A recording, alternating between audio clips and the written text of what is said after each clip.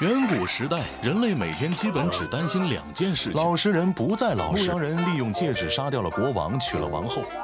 美国心理学家阿尔伯特·班杜拉、欧文·詹尼斯曾对几个理查德·塞勒华、桑代克提出了这个概念。焦虑、冲动、寻求归属、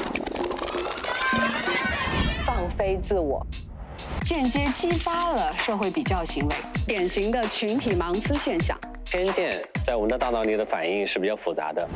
我们的脑内经常有2股势力在做斗争。